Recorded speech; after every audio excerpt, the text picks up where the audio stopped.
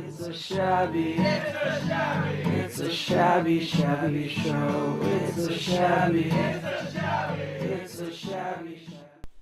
All right, well, welcome everybody. After a long hiatus, the Jank Tank is back with our kind of post-Worlds, post-first shot at Stahleck examination of Jank. We call this episode our Jank Rising, not only because we are returning to prominence, but also because it's possible that Jank itself might be finding more of a foothold on the world stage. I don't know. We're gonna discuss that a little bit. As always, I am joined by my co-host OKTarg. How you doing today, OKTarg? I'm doing great. A funny thing happened on the way to recording more episodes between now and July called school started, and you had to work. I had to work. We took our kids to school, and all we wanted to do was play cards. Yeah, I know. I think we almost exactly took about a quarter off of like a school quarter off of recording. Well, you got to pay the bills, so you can buy extra sleeves. That's right. That's That's about right. it. Now, a couple cool things happened. Like I did go to Worlds with the mini SoCal contingent. There are only a few of us there because most of SoCal, at least most of the San Diego SoCal crew, went to Stahleck this year. So I guess one benefit of that is we have some pretty good information from both tournaments. Though there's still a lot that needs to be reported about Stahleck. They just finished up yesterday, but we'll be talking a little bit more about Worlds. Is anything else you want to mention before we just jump right into it? Let's jump right in. All right, let's jump right in. So the story of Worlds, at least in terms of kind of jankiness, or maybe jankiness, is the prominence of the combo decks. And we don't want to get into, whether it was justified for people to bring combo or what that means or why they brought it, but they brought it. So our question is combo jank? Or is it something else? So let's talk about Hyper Viper first. All right, so the most prominent combo deck by far at Worlds was Hyper Viper. We saw a lot of guys from the Pacific Northwest take it, not all of them, but most of them, and we saw a lot of the Midwest guys also bring it as well. And it did pretty well. We had one, I think, in the top 16. That was Zach Dakota. And I would say probably between Zach and Alex, they had the most practice with the deck. I think they were the ones who developed the deck. It wasn't surprising that they went pretty far with it. Yeah, Chris Thompson, I think, did well. I mean, several of them did well. To me, there's a couple of differences between a combo deck and a jank deck. And I'm going to speak about this as if it's a scientific definition. It's not. It's No, my that's fine. opinion. So one thing that makes combo different is that it's trying to set up a particular board state that will win the game. So in the Hyper Viper sense, you just want that multi-strength Viper seal, you murder her children. So that is your win condition, is assembling those cards. Jank, on the other hand, in my view, seeks to take repeated incremental advantage of card synergy or unexpected cards in your deck. If you get your Jank assembled, it's not an auto win, but you're kind of assembling it on the way to gaining advantage in an unorthodox way. Right. Does that make sense? Have I made that distinction clear enough for you? Yeah, I think that's a perfect example, right? Jank seeks to kind of circumvent expectations, not necessarily circumvent the entire structure of the game, right? Like Hyper Viper seeks to do one thing, do it really well, do it consistently. Like you have to admit the deck is consistent. It does what it wants to do, and it's the criticisms I think perhaps kind of prove the point that jank is a wonderful thing to do. Everyone enjoys a little bit of jank, whether they're playing with it or playing against it. Like that little spice where someone flips a card and they go, "Ooh, well that's interesting. Let me think how to play around that. Let me think how to adjust to that." Whereas, yeah, Hyper Viper is not so much. Let me think how to adjust to that. It's just like, okay, well, here we go. Go ahead and do all your stuff. Let's see if I can get my answers. If I can't, your combo breaks me, and it breaks my will. and ideally, Jank doesn't do that. I mean, Jank wants to win, of course. You want to kind of hit him with those phantom surprises. But it's a very fundamental difference between what combo is attempting to accomplish and what Jank is trying to add to a game. Yeah. So combo, in a sense, almost removes your opponent from the game because all you care about is assembling your own combo. It's generally hard to disrupt at the tournament level. And I want to seize a little bit on what you said about Jank, that it's a surprise, it's an unexpected, it's a kind of a freshness. And most Janky decks you'll see aren't net decked. Combo decks often are, and so not to be down on anybody that net decks or team builds, I've done the same, but the Hyper Viper to me wasn't a Janky deck because it was a known build brought by several players. Contrast with, say, Sam Bratt's World deck, which was the North Remembers Direwolf deck. Nobody saw that coming, and when Sam brings it out, it's like, oh, wow, I have not seen this before. This is fresh, this is new, this is innovative, and that in itself, I think, gives Sam an edge in playing the deck because his opponents don't know how to respond to it. So Right. even if it's not the same in terms of power level, that unexpected nature, as well as his familiarity versus his opponent's unfamiliarity, gives him a leg up. Now, rumor has it that Sam built that in his hotel the night before, so he was familiar with it or not. But this is why we also call it Jank Rising. Sam was, we've merely adopted Jank, but Sam was born in it, He was read definitely. by, raised in it, and you got to tip your hat. In He fact, he might have to be our second, or I think he'd be our third, maybe guest spot on Jank Tank. Maybe we can get Sam to come in and talk about how he lives so completely steeped within Jank all the time, and how he takes Jank to every tournament with confidence, right? With confidence that the Jank will rise, that it will rise. I'm so proud of you, Sam. Great job, buddy. Yeah, I think everyone looks at that Wolves deck and is like, this is so cool. So cool that Sam's doing it. So cool that he's doing it with that deck. And I think you look at the combo deck, and though I think there's kind of cool elements to the combo deck, there is a kind of like brace for impact. You gotta play the combo deck. It doesn't feel good knowing that it's like, will it go off? Will it not go off? Do I have the pieces? Well, I probably have a couple to counter, but if they see everything they need, doesn't matter. Yeah, and to be clear, like my own opinion again is like this is Worlds. Play what you think can win the tournament. Absolutely. So there's no shame in bringing the Hyper Viper. I'm not negative on that at all, but I just have a certain love and respect for that freshness of a built combo or Jank versus a net decker. So like I think it was Darren in England who first built the Hyper Viper and won a tournament with it. Like that's really cool, and I think that feeling, the ethos of that was a little bit different in his tournament than it was at Worlds, or the Wonder Woman deck now also at Worlds. And so perhaps this is a good time to shift gears a little bit and do our deck snapshot of the top decks at Worlds that were Janky, as before we get a little bit more into the Wonder Woman. Well, yeah. So, but I think we can put a stamp on that, right? Combo is not Jank. Can we say that? I think they're different. I do. Okay. Well, let's talk about Wonder Woman real quick, because that's also been called a kind of combo deck, but it's obviously doing a different kind of combo than Hyper Viper. I hesitate to even call it a true combo deck. I actually think there's a lot more Jank in Wonder Woman than in Hyper Viper. It maybe pushes that envelope to a little bit more combo than Jank, but I don't hate Wonder Woman as much for some reason. Maybe you have the answer. It's repeated incremental synergy with game elements you can interact with much more to a greater extent than the Hyper Viper. Because the Wonder Woman, for those who don't know, is a Lanny Banner Rose, which uses the Rose filtering events to try to assemble a insurmountable port state, including the locations that you can store power on. So there's the one that the Tyrell one, win by 5, Honey Wine, and that gets power. There's the Small Council Chamber. After you win an Intrigue Challenge, it gains a power. And then you use your jumper events to jump in Cersei, do those Intrigue Challenges, hopefully win them by 5, pull her back to your hand with Tower of the Hand. And once those pieces are in place, it's very tough to deal with that. Mm-hmm. But it still has to win. It still has to have locations in play. It still has to take a couple of challenge phases to push it over that 15 point or 15 power threshold, whereas Viper tries to wait, and blow you out in one phase. That's why I feel like the interactivity is different on the part, but you still have to have location control, or you still have to be able to win those challenges against Cersei, which is easier said than done. I mean, she's a very good card. And so for me, I think Wonder Woman is a better deck even, probably because of its consistency, and it's not looking for that knockout blow.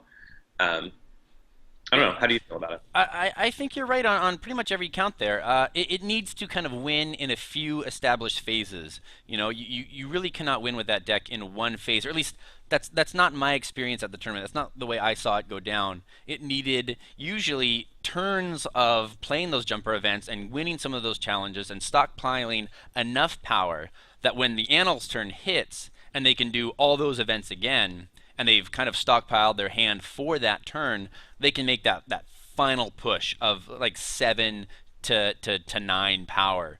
That's kind of the sweet spot. If you've been hammering that deck and it hasn't kind of gained that advantage, it's not a one turn win deck like the Viper, Hyper Viper. So I guess I like it a little bit more for that, and I always have a sweet spot for jumper events. I think they're amazing. Um, so and they've always been kind of janky. Built that jumper crossing back in 2016 or 15, whatever it was. Had I known Jumper Crossing would be back with such force at Worlds, well, I would have played it, but, but I didn't. So yeah, so Wonder Woman went top four. It did actually perform better. I mean, despite having only one, I think Wonder Woman in the entire tournament at Worlds at about 120 players and having many Hyper Vipers, we actually saw Wonder Woman play a more consistent game throughout the tournament, day 1 and 2, and it made it to top 4. I mean, I played it. I lost to it in my kind of knockout match against Booker, and yeah, he made like I was one answer short. He got what he needed. I couldn't get the saves. He was able to valor my board because I was trying to fight him. It was kind of a speed game, and I knew it would be. He was going to get some power, and I was going to get power. The great thing about his deck, though, is he can wipe his own board as long as he's seeded those events, whereas my deck just couldn't. I needed saves, and he outplayed me. But it wasn't. I didn't have any sour grapes about it. It wasn't like I couldn't do anything about it. I was working. I was drawing cards. I was winning challenges. The outcome of the game was in doubt right to that last winning plot. My game against Hyper Viper, which is the other game I lost, was not really ever in doubt. Like I knew I had about 5 answers. I knew I could draw about half my deck if I was really working on drawing.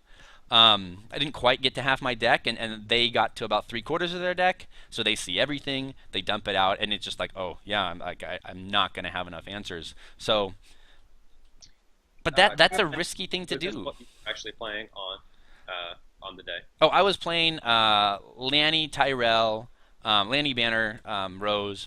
It was a real kind of mid-range, pretty straightforward deck, pretty toolboxy plots. Because we always, I gotta have a little bit of jank. The jank that I put in was like a Maester save package. Chris Schoenthal was playing a very similar deck. We both had the idea. Most of SoCal had the idea that Greyjoy would be really prominent, and it was. And like Greyjoy was everywhere. They made it to the finals. They did really good, up and down. Northern California representative. That's right. Eric Green to the finals took Greyjoy. So we assumed a lot of killing, a lot of valors, and we assumed a lot of offensive valors. So we really wanted those extra few saves so that we could hang on board state. And I mean, it worked out great. I played Greyjoy round 1 and won that game with a couple of kind of key saves with the Maester package. I played my my final game of day 1 was against I believe the national champion from the Netherlands. I'd have to double check though. And it was kind of a win and in game for both of us. He was playing Greyjoy, and it worked out perfectly. Like I actually outsaved a Greyjoy deck because of those like 5 Maesters in the deck and the save events. They just added that little bit on top of bodyguards and on top of dupes. That the opponent was not expecting. Like so many times opponents valored into me, right? Thinking they're going to come ahead on board state because I'm only going to be able to save this one character. But then all of a sudden I'm saving 2, and that second one might be a big Cersei or a standing Jaime, and I've got Tywin to go with that, and suddenly like they realize, oh crap, that was a bad valor. I did not expect healing expertise to be dropped with that Grand Maester Pycelle or something. So that was my little bit of jank. It was pretty good for me. I made it to day 2, but the deck was really not ready or built to handle combo at all. So my 2 losses that kind of knocked me out of the tournament on day 2 were combo and it was adios, adios tournament. But I had a great time and was happy to play a little bit of jank flavor. All right, so we talked about Hyper Viper, we talked about Wonder Woman, Sam's deck doing really well. What about the Lanny Crossing deck? That was our King of Swiss.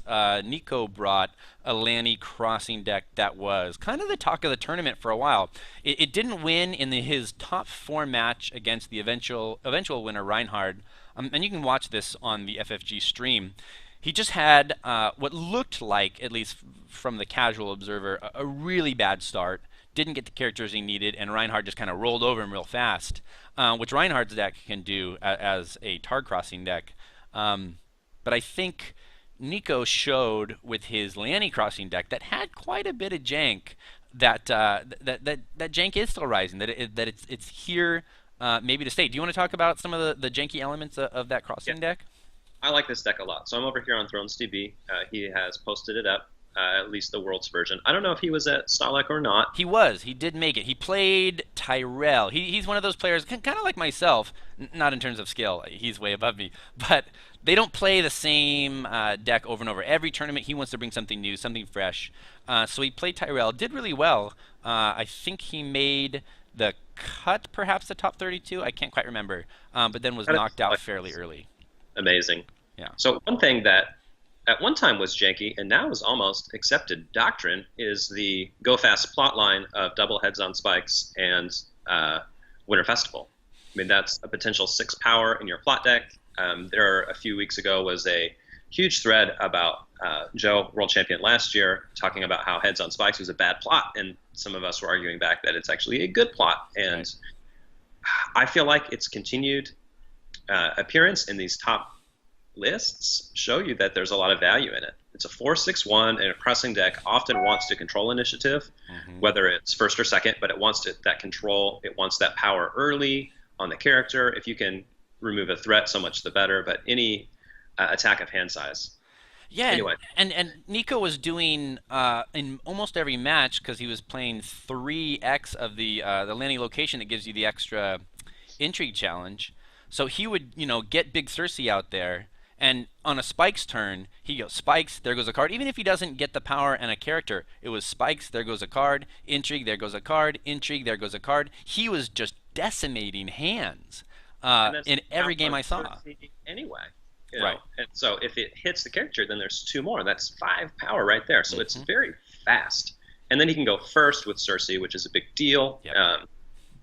So, like I said, that used to be spicy. Reinhardt kind of popularized that. That's accepted crossing doctrine now. He ran one of a Lannister always pays his debts. I love that card so much. Definitely a little jank right there. Yeah, you've seen that in some prior episodes of the jank tank, because it gives you that extra military or that extra intrigue challenge with Cersei or Jaime. That's amazing, even without. He ran 3x Shay, which Shay's good in crossing. It lets you keep a narrower board state, and you can use her a couple of different times. Often you want to do a throwaway challenge as your first challenge. Shay lets you do that. Sometimes you need to lose a challenge for Lanny pays his debts, and she can help you do that with the early power challenge, potentially something like that. Yeah. He ran 1x Genna Frey, or some people call her Jenna. It's like GIF or GIF.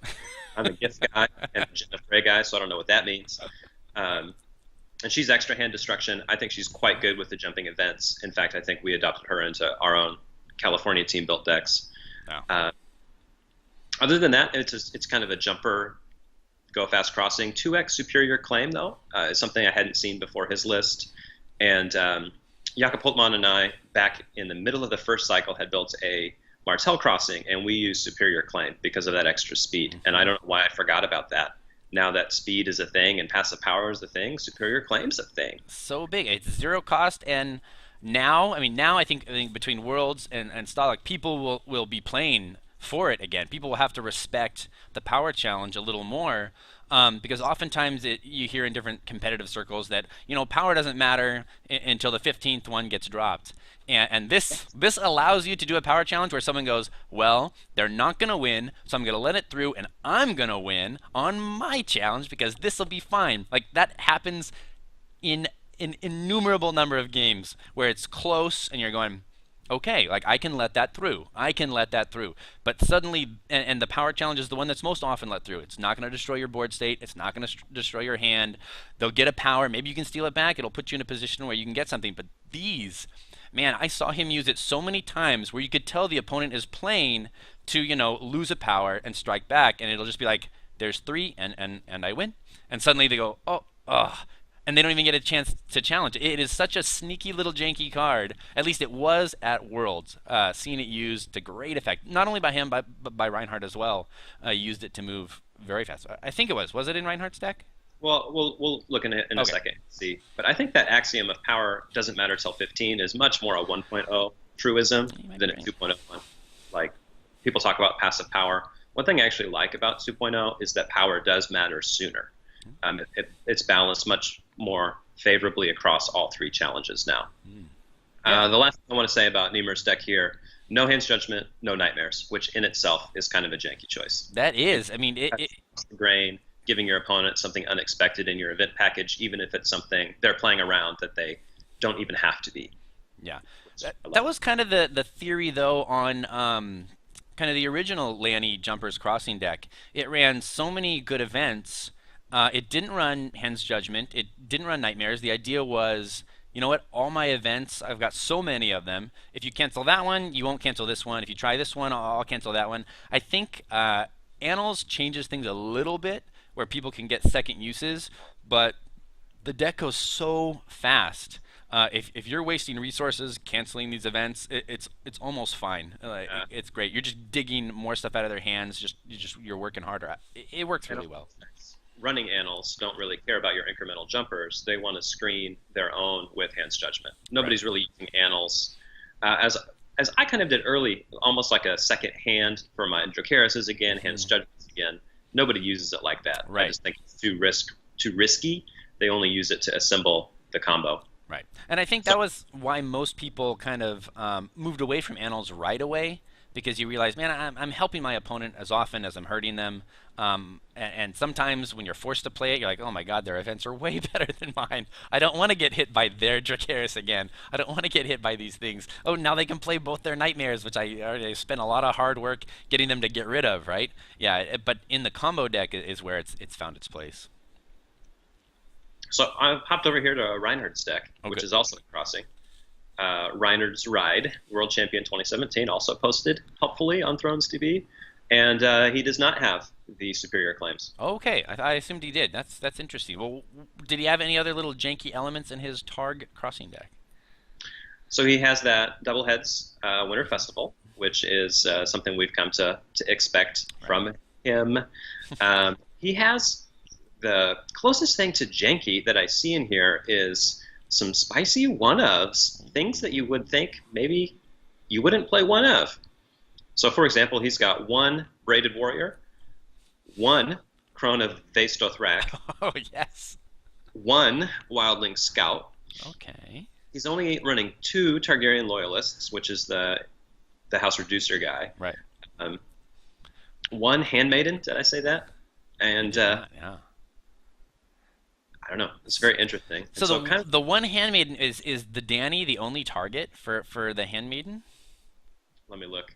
Yeah, I mean, she's the in-house lady that they have. And then I assume he played Flea Bottom, right? So, but even just 1 Wildling Scout is great with Flea Bottom, but 1, makes it a little inconsistent, little more of the jank than the consistency side. I like that. I like that he's kind of. It almost feels like an experimentation of chuds, right? Kind of get an array of cheap little characters. Not only is it good for your curve, but they're all good for Flea Bottom, and maybe that's why. Maybe he wanted kind of the Flea Bottom toolbox. Yeah, it's almost like when you run one of the Show Me events. You run one of your chud, and then you can react or leverage it as the situation calls. Yeah, right. Use your pride, ditch what you want to spend with your Flea Bottom, and just kind of pop, get kind of turn by turn. Use this to stand. Use it with Flea Bottom. And you can kind of toolbox it that way. I like that kind of method. I feel like this is a mental block some people have. Like if those characters were all unique characters, he's lauded for running 1X. But because they're non-unique, it's like, oh, run 2 or 0. But I don't know why people think that. Like if your deck wants 1, run 1. It's fine. Yeah. He's also running 1 Iron Bank. And so that way, when we get his World Championship full art deck, we have to buy 3 of them to have a playset of Ryan's beautiful face. Or if you want the playset of the wonderful Braided Warriors, or the Crone. The Crone. Hey, I played a deck for a while that ran 3 Crone that really just tried to dump every opponent's card into the dead pile. It's just missing that, like, an Aegon's Hill from 1.0 to really make it fun. All right, so Reinhardt maybe had a little bit of janky elements, maybe not full jank, but some choices that aren't typical, I think, of quote unquote top decks. Well, and let's not gloss over the fact that Reinhardt took this deck to Euros and won, and nobody was running crossing in this style. Then he took it to Worlds and won, and nobody, it became more the accepted doctrine. And then he took it to Stahleck and made the cut, and that's an amazing run for an amazing player with a creative deck. And just because we're a couple months into its lifestyle, we shouldn't gloss over that. Double heads, Winter Festival, like, what? Crazy good. Congrats, Reinhardt. You're my hero. Yeah, absolutely. I think we're starting to talk, and maybe we'll bring this up on a future podcast. But if there is a kind of greatest player in the world right now, I think Reinhardt is in that short list, right? He's on that short list right now. Yeah. After this year, with this, like, Tomas kind of rose to that level, I think, last year with just his continued success. And though Tomas has had a lot of more continued success this year, it feels like a few other players are kind of rising up to the top, and that's a good thing, right? I think it's great to see kind of new heroes of the old world rising to the top. I mean, I'm happy that Reinhardt won Worlds. I was happy. Reinhardt was a 1.0 player, was he? He was, but only briefly. We on our episode of Second Sons, we kind of went through and looked at how many 1.0 and 2.0 players made the top 8 at Worlds. And in fact, it was 4 brand new 2.0 players, 4 1.0, but all 1.0 players were short timers. They played for about a year, not super competitively, just kind of got in at the tail end of 1.0 and then dove into 2.0. No real old school, old guard 1.0 players were in that top 8, which was interesting. Shame on us. I know, we should have done better. We should have. I mean, lots of them in the top 16, but it was interesting to see kind of all that new blood. Or newish blood in the top 8. I was happy to see it. So maybe... Oh, you know what? While we're on the subject of Targ, let's talk about Neil's deck a little bit. The real deal. Yeah, Neil the Real Deal, of famed Tiny Grimes podcast co-host for a number of months until Tiny left us for the galactic world of Star Wars Destiny.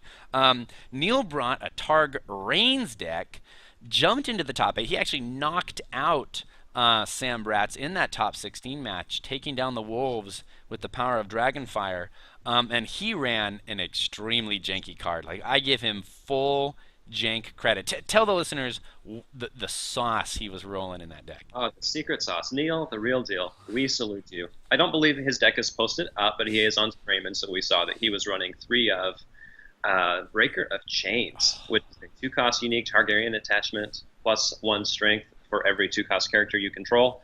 After the attached character is knelt as an attacker, put a 2-cost or lower character into play from your hand. There it is. And it's was kind of... Targ Jumpers!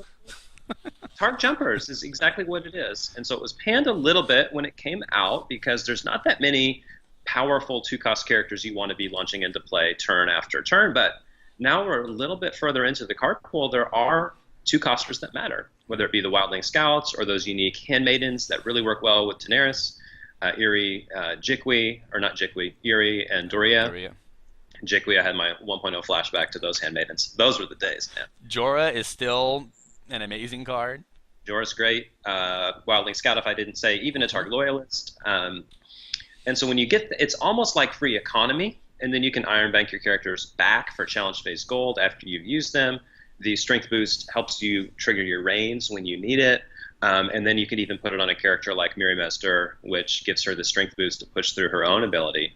Mm-hmm. And he used it to great effect. So hats off. I mean, top finished Worlds with an unlooked-for card, almost taking advantage of the fact that attachment control's on the wane in the meta right now. A lot of people taking out that confiscation, perhaps even replacing it with weapons at the door, which doesn't hurt positive attachments nearly as much. So, yeah, I think it did exactly what you want that spicy Jank to do. He ran 3x. It was very consistent. I saw it in the few games I watched and in the stream game. It was always doing a lot of work. And opponents, for the most part, it's not that they didn't know how to play against it. It's just that it messed up their challenge phase plans so much that I think Neil knew exactly what he was doing with it and took advantage of so many little kind of incremental swings per challenge phase. You just see him bop bop boop. Now I'll do this, and the opponent's like, oh, okay, well now I have to defend more than I wanted to, or now I have to overcommit here. It was just enough, and it was every turn. The consistency of it, every turn, just kind of undermining the plans of his opponent every single turn. Anything that lets you do that and especially with Breaker of Chains, it's a little bit janky, it's a little bit saucy, but it has that consistency, which makes it like top shelf jank. Yeah, because even if you're not janking in stuff, it's still a strength boost, yeah. which with Plaza of Pride is amazing. Oh yeah, oh yeah. Triggering your reigns when you need it, and Plaza. Yeah, the additive of reigns, I think, also just made him take advantage of it almost every turn, right? Where even if he's not getting some great jumper effects, he's getting strength boosts when he needs them. And like Targ Reigns is a real thing, and I don't think other people were really looking for it or expecting it. You're playing Lanny Reigns, you're playing Greyjoy Reigns. There's a few kind of rebels playing Night's Watch Reigns, but a little bit of Tyrell Reigns also now. But man, Targ Reigns, I love it. I love that Neil did so well. He did California proud, making it to the top 8. With that hot jank. Probably one more thing we want to talk about in kind of the Worlds and lead up to Worlds time, and that is alliance decks, right? Did we want to just gloss over Sam's Wolfie deck? Oh yeah. Let's talk a little bit more about the Wolf deck. Go ahead. It's amazing, and it brought a tear to my eye. I still don't even know what it was trying to do, but somehow Sam Bratz played Direwolves with 3x of the new brand and 3 North Remembers to put board attrition on his opponent, and played a Stark Reigns. What? And topped at Worlds. Yeah. That's what is even happening. So let's talk about all the jank that just came out of my mouth. There's tons. There's so much jank. For 1, new brand for 2, Direwolves for 3, and North Remembers for 4. And just super effective, using some of the classic Stark synergies like Flea Bottom with Summer. He doesn't even have a Jon Snow to sacrifice and stand. He's running 3 Sansa Stark for the power grab. He's running 3 Danella Hornwood for the economy, because North Remembers is loyal. He's got Likewarm Rain in there. And I saw him use, you got to think he's lining up against opponents. They're like, oh, okay, Direwolves, here we go. And still, I saw people just not respecting Likewarm Rain, because you never see it, right? No one ever plays against Likewarm Rain. Like, they should know, oh, there's Direwolves. In their head, they go, Intrigue challenges are going to kill me. But they don't. They see that wide open, ooh, only no Intrigue. Here we go. Intrigue, Tyrion, Intrigue, Big Cersei. I just saw him just wolfing to death big Intrigue characters all day. And now that's the jank, right? People just, it's not in their heads, and then they get hit with it once, and then they go, oh my god, I just got Likewarm Rained. No! He's got Red Wedding in his schemes deck, which I always love to see. He's running Political Disaster with King's Roads, which I think is a good call in the particular meta here. And then just a lot of classic Stark attrition with a lot of spicy sauce, and man, great job. He also was running 3x of Rickon Stark as anti-combo tech. Anti-search stuff, and it worked. Like, he wrecked combo decks all day. Yeah, so that's canceling the wheels within wheels of the combo decks and things like that. And then at worst, it's a 1 drop for setup, or even like for duplicates for claim, things like that. So, yeah. Great job. I have a little story about Sam at World. So the rumors are true that this was kind of a deck he threw together, but there's another wrinkle to that tale. He was tempted. Sam was tempted by the forces of combo, and he chose the forces of jank. According to the story, he was making it pretty public that he didn't know what he was going to play. He was very kind of thrown. Should he just play something mid-range? Should he play something that he's thrown together? This cool like Direwolves deck that he wasn't sure about, but he thought it'd be fun. And when the combo contingent, the Hyper Viper contingent, like heard that Sam was on the fence, they immediately went to him with a Hyper Viper deck and were like, play this. Play, like they wanted him in their ranks because I think they knew Sam playing Hyper Viper, like that's a great pilot. It's a deck that he would like intuitively get just by looking at the cards, and like they wanted their team as strong as possible, right? They wanted Hyper Viper to win it all, and like he had to weigh that, like he, each deck right there, like, do I play my janky wolf deck? Do I play the Hyper Viper? And he set down the Hyper Viper and chose Jank, right? He rose to top 16 with that Jank. So he's a hero of the Jank tank. Mr. Imagine if Anakin Skywalker had the fortitude to turn down the Emperor's promise. Right. Sam could have been at the FFG Event Center killing the younglings. Yeah. Unbelievable. One final thought on Sam's deck. I almost forgot. All right. I bought a T-shirt to celebrate his jankery. Wolves Rising. Oh, the Wolves Rising. There you go, Sam. This episode is definitely dedicated to, I think, the jankiest, well-performing deck at Worlds. Yeah, you earn first prize. So before we leave Worlds behind, let's talk about Alliance, because an Alliance deck did make the top 32 at Worlds, a feat which I think no one really expected. Alliance is kind of they're the joke of the Game of Thrones 2.0 world. People think, well, yeah, they're kind of cute. Maybe they'll allow some interesting things to happen, but they're really not that competitive. We have seen them win some other tournaments, though. Buzz, let me know. Oh, go ahead. I was terrified when this agenda was printed that we'd get like 75 card good stuff decks and it would just be boring. But it's not proven that way, so I was happy to be wrong. Yeah, I think the good stuff decks really need to see more consistency than this deck allows. And because it doesn't allow you any kind of extra card draw from the agenda itself, you need to build a lot of card draw elements into it to make it more consistent. The deck we did see go to top 32 at Worlds was a Bara Alliance to Kraken and Dragon. So it was doing just a lot of good guy stuff with Kraken saves, with a lot of the standy stuff out of Targ. And just like a lot of good Barra characters and Dom stuff. It was a cool deck, and he did really, really well with it. And we have another Alliance deck that wasn't at Worlds, but it was the Chinese national champion deck that won that tournament was an Alliance deck. Do you want to talk a little bit about that Alliance deck? Yeah, so this is Ouyang Bing, who I think is this guy that designed the Kevin Lannister champ card. Right. So he's, proven successful over a period of years. And for whatever reason, the Chinese meta doesn't seem to have the same cross-pollination in the Facebook forums that some of the other Asian metas do. So I confess I don't know a lot about them. So if I misspeak, it's certainly just from ignorance, not from anything other than that. And I don't even know what this deck is doing, though. Like, I'm looking right now, and it's just like these weird different colors and like what's happening. So he called it Cancer Lancer in the Sea, which makes me feel like it's a play on the Gen Con deck that used the Vanguard Lancer and Orphan of the Green Blood to do power stalls, multiple reset as you try to assemble your location combo of Chamber of the Painted Table, Iron Throne, and all of that. What it looks like the Kraken package is adding is one Iron Mine, which I think is low. But I guess if you don't care about any of your characters, what do you care about saving them? And location control is the main thing. 3 Newly Made Lord, 2 Sea Bitch, which just beats Wonder Woman, by the way. Yeah.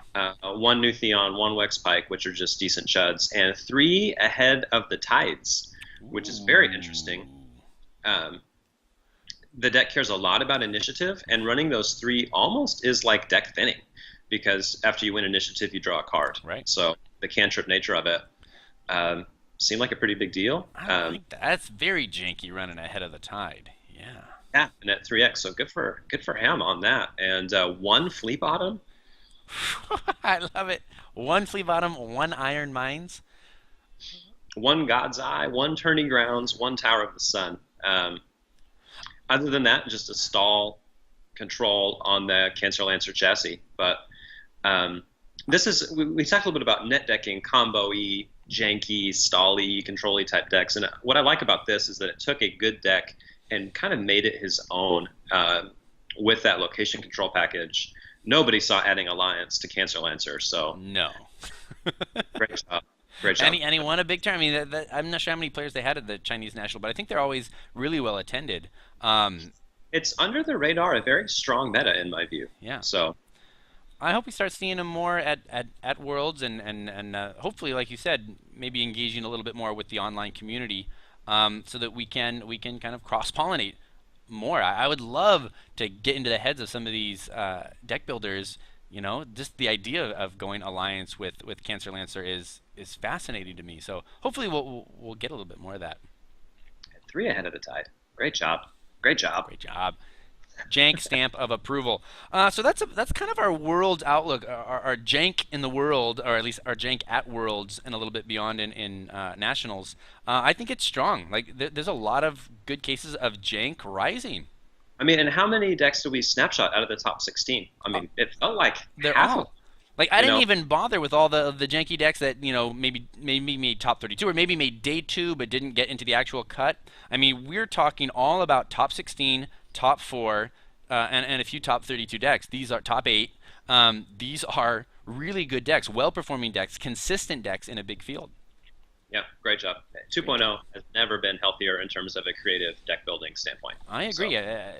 The Jank is really strong right now. So Stahleck is another matter. And maybe we'll do a little retrospective on our next episode when we have a little bit more data from top decks. Stahleck is notorious for being a kind of Wi-Fi black hole. Lots of players go, but very little data gets out. The gravity is so strong there. Of the word, yeah. Yeah. But we do know Heron's champion deck was sadly not very janky. We looked for some props. It ran weapons at the door, which is I think just a really good card right now. It ran trading routes, which is the new plot, but I'm not sure how janky that is. I think most people realize like, whoa, this is a really strong economy plot. He was running Tyrell Reigns, like just good stuff, and he just played it really well and took it all the way. Yeah, so overcoming the lack of jank to win is just shows the skill of the pilot for sure. But the Tyrell Reigns, like when Reigns was first released, people were all about Tyrell Reigns and how the strength boost could help you to get there. And then it really has taken a backseat to even things like Targaryen Reigns and Greyjoy Reigns and Night's Watch Reigns. And so for him to revisit the agenda when I think crossing is a much more natural go-to for Tyrell is in itself a little bit of a janky move. But if you read his deck report, he's saying, I just took 3 of all the good cards, I ran dupes, and then I used my plot deck for that toolbox element. Yeah, real toolboxy plot deck. And I think that's the strength of weapons right now is I think weapons over confiscation is a really good call because I find that either I'm playing someone with no attachments for confiscation or they're playing all the attachments, in which case my confiscation is not doing the work, right? Against builders, a single confiscation is not going to turn that tide for you. A weapons at the door, though, on the right turn, that can turn a game right back into your favor, right? Get rid of all those milks, get rid of all those cravens. So I like weapons as that kind of initiative winner. It's, economy is not great, but you're usually playing it to free up your board to do whatever it is you want to do. And it's been working for a lot of people. Nico's deck also ran weapons at Worlds to top a Swiss, and I'm not surprised to see it in the winning deck at Stahleck either. Yeah, so you say low economy, so I immediately looked at his location base because, of course, with Arbor or that new 2-cost limited out of the Tyrell box, you don't need economy in your plots. But Heron is not running Arbor, nor is he running that new 2-cost limited. He's running 3 Great Hall, 3 Rose Garden, 3 Rose Road, as if this is the core set. That's really interesting, actually. That's a little janky in and of itself. It's a little bit of a tempo hit, right? Especially with the new location, Arbor becomes too much of a tempo hit, probably, for most Tyrell decks. But not running the new one, that's a really interesting choice. Maybe that is our kind of signature of jank on this deck, is running some unconventional econ.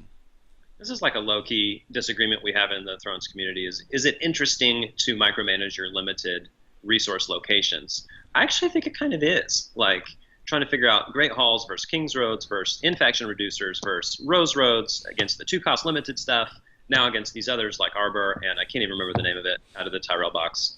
I'm too old for this. 2 costs that gives you 2 gold. Like that's an interesting deck building to me. I know a lot of people want to just throw in the econ base and get onto the real stuff, but I like fine-tuning my economy. I think it's a fun game within the game that 1.0 didn't have. Like I knew what my 1.0 location base was going to look like every time. This is a little bit more interesting to me. Yeah, I think deck types, for the first time now, we're seeing real econ decisions for every deck type. Like I'll go back to Nico's deck just because I have a lot of experience with that one. Like it did not run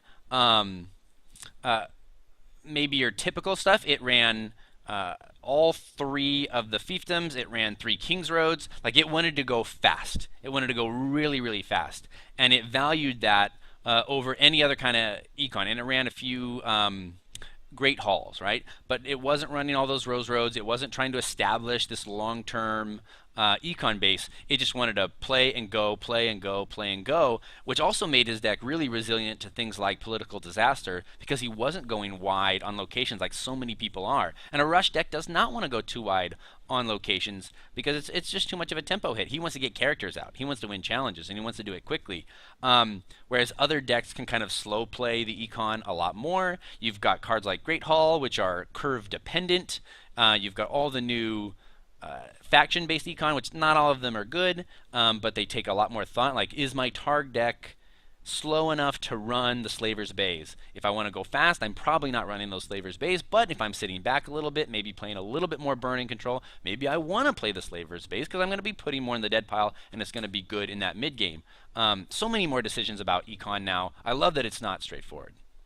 Yeah, the Slaver's Bay port is routinely considered to be the number 1 or number 2 of those 2-cost limiteds, but I don't think Reinhardt ran them in his World Championship deck because of just that thing that you were mentioning. He wants to be winning before the Slaver's Bay port gave him the rate of return that you're looking for. Right, and it's like it even goes against, I think, your first glance. Like I looked at the deck, saw the 2 heads on spikes, and I'm thinking, why aren't the Slaver's Bays there? Like he was, and he's playing Drogo. Like he goes aggressive with that deck, right? I'm like, well, he's going to be filling that dead pile up, well, why not play them? But then you look at him actually play the games, and you realize, like, he's moving too fast for that. Like, he's in the fast lane, and those would just slow him down. That's probably one character he could have played that turn to give him the 3 challenges to hit crossing, right? And that King's Road's way better, because he can play that and get an even more powerful character for that 3rd challenge. And he can do that consistently. And if he can do it consistently because his deck is so fast, he only needs 3 or 4 challenge phases to do it. Yeah, I mean, go for it. Don't set up long-term economy. You're going to lose the long-term game. Yeah. When I went back here to Reinhardt's deck to double check on that, he started by loss. He did. And won the rest of his games. Well, he had a bye, right? So he had a bye round 1. And then round 2, Reinhardt goes loss. Round 3, Reinhardt goes loss. When I see him, like he played win or you're out games the entire rest of the tournament, right? Starting round 4, day 1 was win and in, right? He had to win every game day 1, he had to win every game day 2, and he had to obviously win every game in the actual cut. It makes his rise to the championship that much sweeter, I think, that he spent some time down there at the bottom tables and came back. Never give up. Never drop. Never give up. Interesting tidbit with the weird strength of schedule thing at Worlds where they frosted day 1 SOS strength of schedule, and Reinhardt beat Tomas Schalbeck and our friend Alejandro, even though he doesn't play Jank. Come on, Alejandro. To the dark side. Beat Chris Schoenthal, and then Tomas and Chris played in the last round, and Tomas was able to beat Chris, which put Reinhardt's strength of schedule enough where he could cut. If Chris had won, then Alejandro would have cutted. So it was kind of like a Team Euro versus Team California little mini game in the plot. None of that's to imply Reinhardt wasn't a deserving champion or got lucky. Man, great deck, great player. But he walked that razor's edge. I mean, he was walking it the whole tournament. Like no room for any errors, and yeah, he did get a little bit of help from other matchups around. Like I think everyone needs a little bit of help, right? When you start 1-2. Absolutely, you need some help. but maybe it was too easy for him, and he's like, I got to start in the hole to provide the requisite challenge that I need Right, right. as one of the world's leading players. Absolutely. He just wanted to do it the hard way, right? He'd already done it the easy way at the Euro Champs. All right, so I mean, I think from a snapshot, it may be too early to tell, but I think that Jank may have been a little bit stronger at Worlds than at Stahleck, and that alone is a little bit surprising to me. I know we saw a lot of kind of crossing and range decks at Stahleck. We saw Wama did really well with the builder deck, which I think maybe had its day in the sun as kind of janky. No longer. I don't think we can put it under that category any longer. Yeah. Same with these crossing decks. It's like, are they janky or are they not? Because they were so innovative when they first hit the scene, and now that we've seen them for a couple of months, they lose a little bit of jank luster. Builders, same way. Like, who saw Ninth Builders coming, and then it's just a fungus on the metagame, and Whamma brings it back out. You know, He did. I think everyone assumed, like, okay, we're done. We're done. No one played it at Worlds. It was not anywhere. And then Whamma was like, I'm going to do it. I respect him for being the only one, but I'm also a little like, oh, no, we don't need more builders. Let it go. Yeah, so I look forward to the Archmaester's Key Pack. There's some cool stuff in there. I'm waiting for a Conclave deck to really kind of shatter the expectations that Conclave is underpowered. I think it is as a good stuff agenda, but as a jank enabler, I think there's something there. I haven't found it yet, unfortunately. So we'll keep looking. Store Championships start probably sooner than I'd like, to be honest. And then and we'll see. TBD. I mean, they should be soon. I'm afraid that when we actually finally get an announcement on when they're going to be, it's going to be like next weekend, and the preparations will be will just be at a furious pace. But that's good for us. Like, Jank Tank thrives in these kind of melting pot, new pack every month, small tournaments where Jank can kind of take a lot of people by surprise, just because people aren't, their preparation levels are so much lower for a store championship. They're kind of just grabbing what's good, grabbing what they like, maybe grabbing something off the internet that they saw do well at Worlds or Stahleck. And I feel like Jank can kind of really thrive in that environment, because you can circumvent those net deckers, you can get the new stuff, because those people probably aren't looking at all the new cards like what's fresh and new and totally original.